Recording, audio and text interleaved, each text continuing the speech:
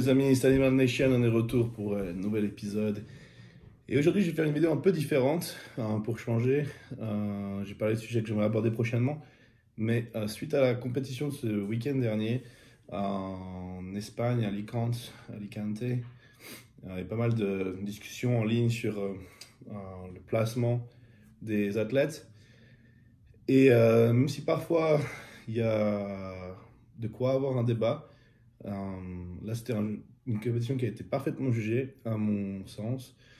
Et j'aimerais pouvoir expliquer un peu, pour ceux qui ne sont pas familiers avec ça, de comment on juge une compétition de bodybuilding. Et ce que je vais dire pour bodybuilding, ça s'applique autant pour classique physique que men's physique. Et sauf erreur, je suis moins familier avec ça. Mais les compétitions féminines également. Donc, pour juger une compétition de bodybuilding, il y a 3 critères principaux. Le premier, c'est la muscularité, donc le développement musculaire, la masse musculaire. Forcément, c'est important parce que c'est une compétition de bodybuilding, donc de muscles. En deuxième, c'est la symétrie. Donc, ça signifie l'équilibre musculaire, le développement équilibré entre les groupes musculaires. Donc, les proportions, voilà, c'est le mot-clé. Être proportionné donc, entre chaque groupe musculaire. Donc, si on a des très bons bras, il va falloir avoir des bonnes épaules parce que avoir des bons bras va avoir tendance à rendre les épaules en illusion plus petites qu'elles le sont, avec des gros pecs pareil. Donc, il faut vraiment essayer de balancer tout ça. Donc, ça va être la symétrie. Et ça se voit sur... voilà, c'est ce qui manque des groupes musculaires et comment le développement est harmonieux. Voilà, je cherchais le mot-clé, l'harmonie. Donc ça, c'est le deuxième critère. Le troisième critère, qui est très important également, c'est la condition. Et quand on parle de condition, donc c'est 3 choses qui rentrent en ligne de compte. C'est d'abord donc un taux de matière grasse bas,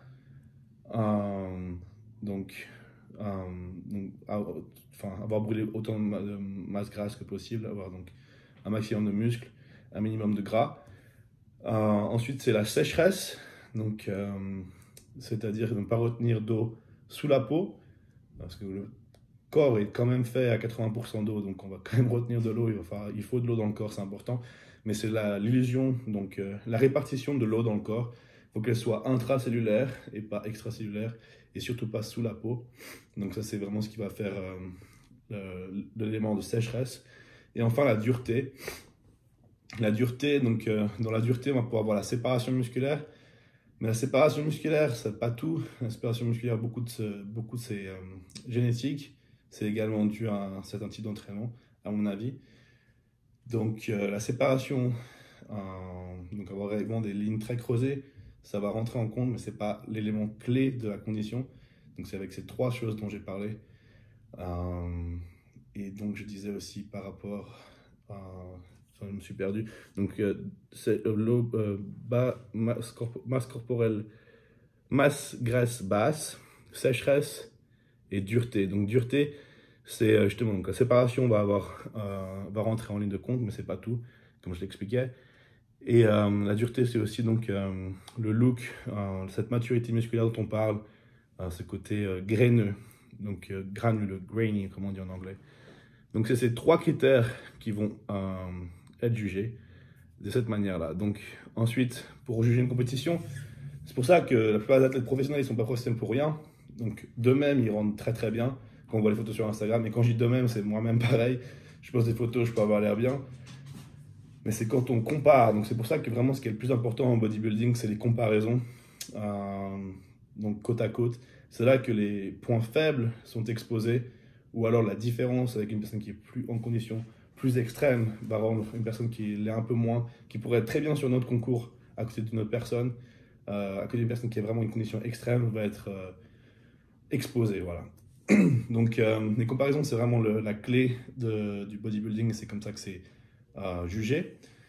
Et donc on compare sur les poses pour poses. Donc d'abord il y a le round de symétrie. On compare donc les poses, les quarts de tour, de face, de côté, de dos et de côté. Donc ça, je parle de bodybuilding et classique physique. En men's physique, c'est face et dos. Et ensuite, il y a les poses, donc, comment on appelle ça? Obligatoires, donc le double biceps de face, le double biceps, le front lat spread de face, donc les torsos de face, la cage, le biceps cage, les noms en français, je sais pas trop, le double biceps de dos, les dorsaux de dos, le triceps de côté, les abdos et cuisses, et puis le plus musclé. Et en bodybuilding, en classique, on n'a pas le triceps de côté, on n'a pas les dorsaux de face et de dos, donc les lat spread, et on a à la place du plus musclé, on a la pose favorite classique, mais qui est rarement jugée parce que c'est justement pas facilement comparable, on peut pas vraiment comparer des physiques qui font des poses différentes. Et quand on voit les personnes qui font les mêmes poses côte à côte, c'est là qu'on va pouvoir voir les trous dans les physiques ou alors les points forts d'une personne qui vont qui vont exposer les faiblesses d'une autre. Aussi, donc, pas seulement donc, le développement musculaire, mais après c'est là justement qu'on compare les autres éléments, donc la symétrie, donc comment le tout flow. Donc on cherche toujours à avoir cette forme en X qui est très recherchée, donc le V-taper, donc le haut du corps en V, puis avoir aussi ce gap dans les cuisses. Donc ça c'est très recherché, donc ça c'est pour la symétrie. Donc symétrie, cette forme en X, à pas avoir de trous, un développement musculaire harmonieux. Et enfin la condition.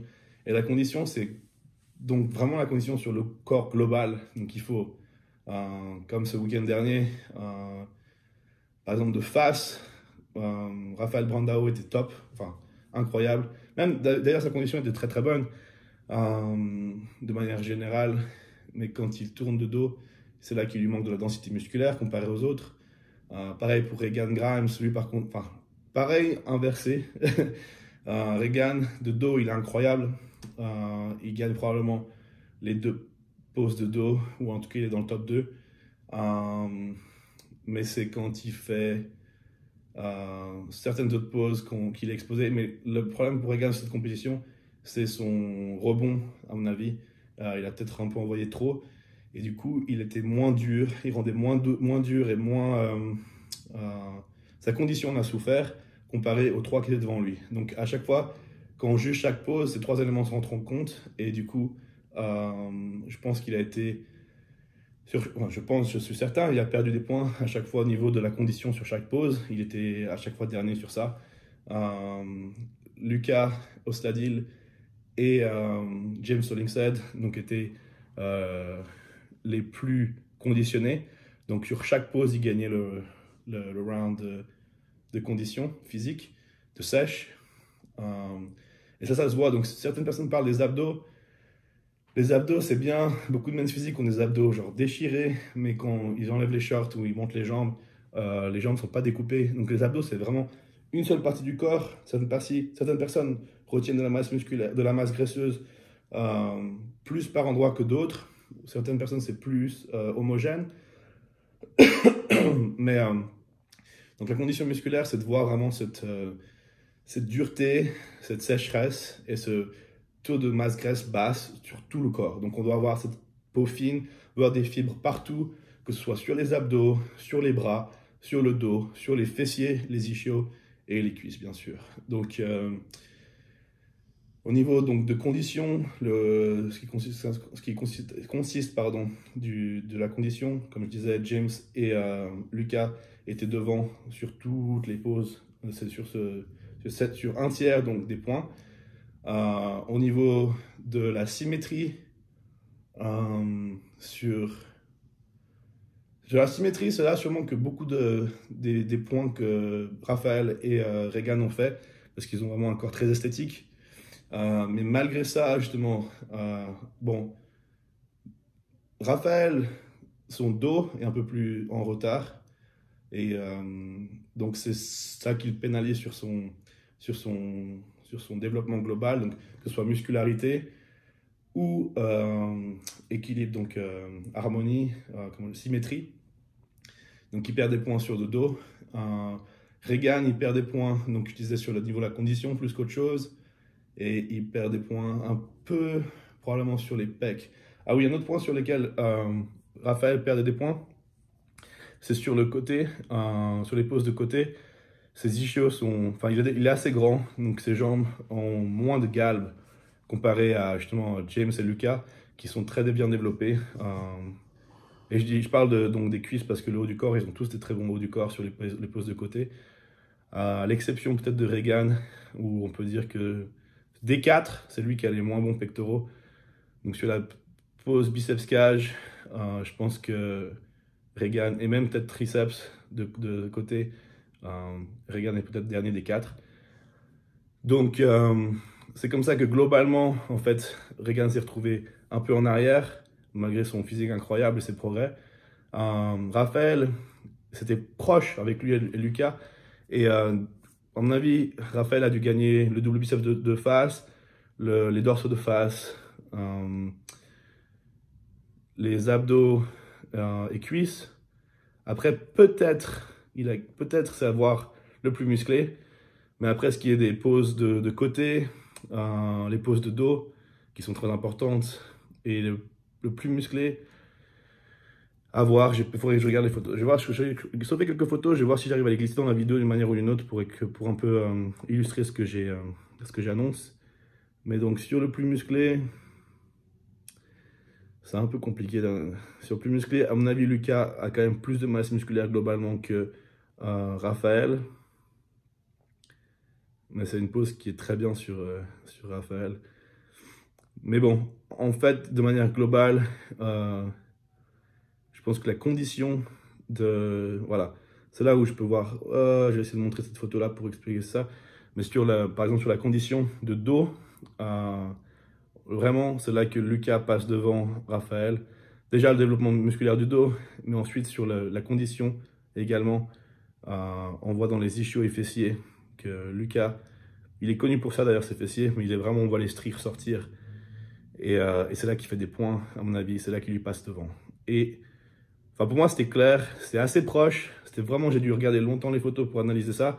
Et même James, sur les photos que j'ai vues au départ, il rendait pas aussi incroyable parce qu'il était assez foncé et il était un peu trouble sur les photos que j'ai. D'ailleurs, ça vous le verrez sûrement dans la vidéo quand je le mets. Enfin, là, ça vous dit rien, mais quand je le mettrai dans la vidéo, vous verrez.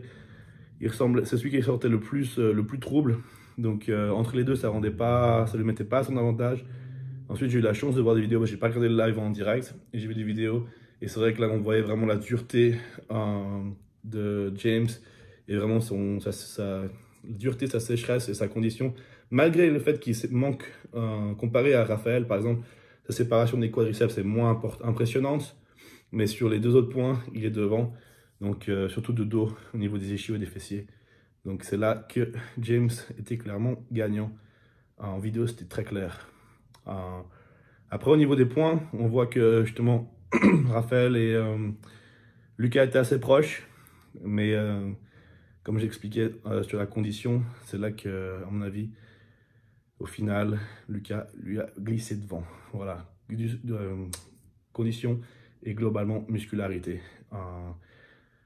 Mais bon, pas de souci pour ceux qui sont fans de Regan et Raphaël, comme moi-même d'ailleurs. Je suis fan de deux, même si en plus ce sont des amis à moi. Les deux ont moins de 30 ans, ils sont très jeunes, ils ont un gros potentiel devant eux.